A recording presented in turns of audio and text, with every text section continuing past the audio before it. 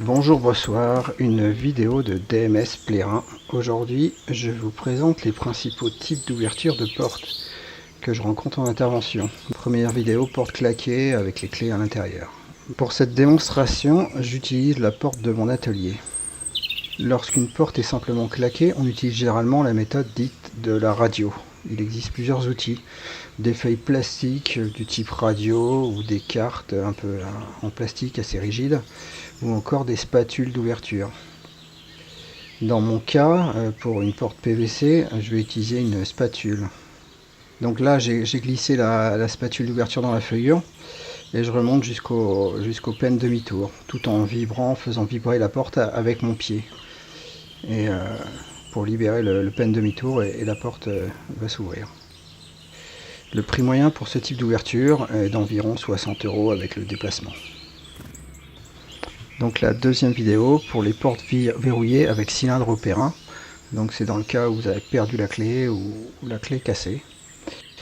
Dans la grande majorité des cas, les portes sont équipées d'un cylindre européen. L'intervention se fait directement sur le cylindre, sans abîmer ni la porte ni la serrure. Je ne présente volontairement pas ici les méthodes utilisées pour extraire les cylindres. Une fois le cylindre extrait, le déverrouillage est rapide. Et dans la plupart des cas, seul le cylindre est à remplacer.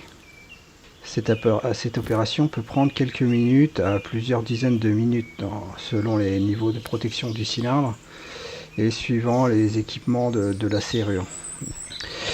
Certaines serrures A2P sont en effet équipées de protections spécifiques contre l'effraction. Le prix moyen pour ce type d'intervention est aux alentours de 100 €. Donc troisième vidéo, le remplacement d'un cylindre.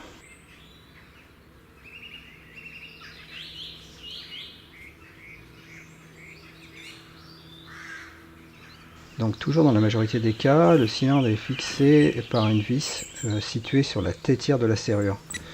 Une fois cette vis retirée, il faut incliner légèrement la clé afin de pouvoir extraire le cylindre. Vous allez sentir le panneton est aligné avec le corps du cylindre.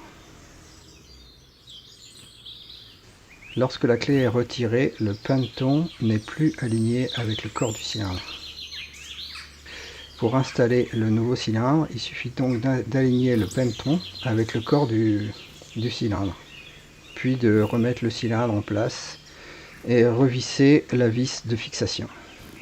Le prix d'un cylindre varie d'une dizaine d'euros pour un modèle standard à plusieurs dizaines d'euros pour des modèles avec carte ou différents types selon les niveaux de sécurité.